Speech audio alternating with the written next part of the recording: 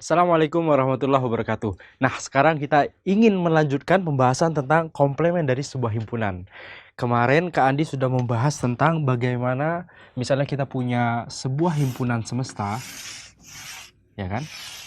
Himpunan semesta. Kita contohkan kemarin adalah himpunan dari seluruh siswa yang berada di sekolah kita, misalnya.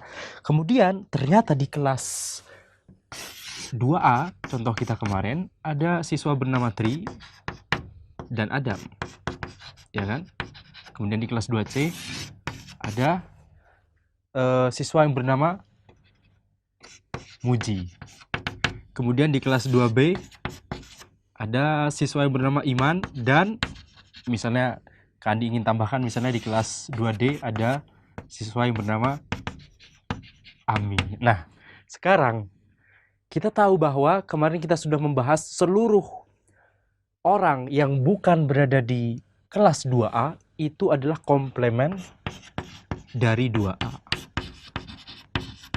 Komplemen dari himpunan 2A adalah himpunan juga, makanya kita tulis pakai kurung kurawal.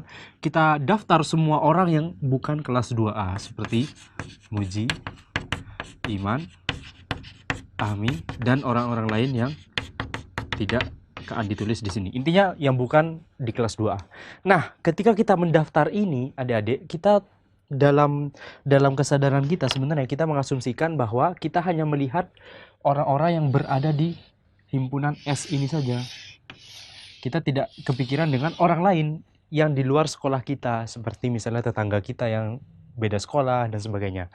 Jadi ketika menulis komplemen itu tergantung pada himpunan semesta. Nah, sekarang Kak Andi ingin membahas tentang gimana sih Kak cara menulis komplemen dari himpunan 2A ini dengan lebih singkat. Kan tidak mungkin kita menuliskannya selalu dengan mendaftar seluruh anggota-anggotanya, terlalu banyak nanti.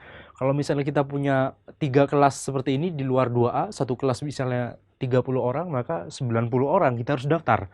Maka kita harus mempunyai cara tertentu untuk menuliskannya secara matematik. Kalau himpunan 2A kita cukup tuliskan 2A gini saja, inilah himpunan 2A, maka gimana cara menuliskan komplemen dari 2A secara mudah? Maka caranya adalah kita ingat, kita lihat dulu, kalau kita ingin menuliskan himpunan S, kita tulis seperti ini kan, himpunan S, itu seluruh orang yang berada di sini semua. Maka kalau kita ingin hanya membahas tentang orang-orang yang bukan 2A, maka kita tinggal tuliskan S dikurangi 2A. Himpunan yang berada di S, tapi tidak termasuk orang-orang yang berada di kelas 2A. Maka inilah komplemen dari 2A.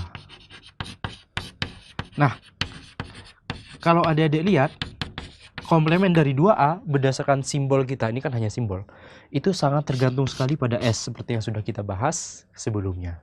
Jadi S kurangi 2A itu adalah komplemen dari 2A. Ada orang juga yang menuliskan komplemen dari 2A itu sebagai dengan simbol 2A komplemen, atau kalau bahasa Indonesia pakai K, atau C atau K-nya ditulis di bawah, terserah. Atau 2A-nya diberi seperti ini, terserah. Orang bisa kreatif membuat simbol, karena ini hanya simbol. Yang penting adalah kita mengerti konsepnya. Jadi ingat, belajar matematik harus mengerti konsepnya. Kita belajar buku, kadang kita belajar buku dari Amerika, dari Eropa, itu simbolnya berbeda ketika belajar buku dari Rusia misalnya, karena mereka saling tidak berhubungan dalam masalah konvensi, dalam masalah perjanjian simbol-simbol. Jadi adik-adik harus mengerti konsepnya. Maka kita bisa milih asalkan kita bisa mengerti simbol yang kita pakai. Kalau Kak Andi memakai simbol yang ini. Maka semoga pembahasan kali ini bermanfaat. Insya Allah kita akan kembangkan lagi simbol ini di pertemuan berikutnya. Wassalamualaikum warahmatullahi wabarakatuh.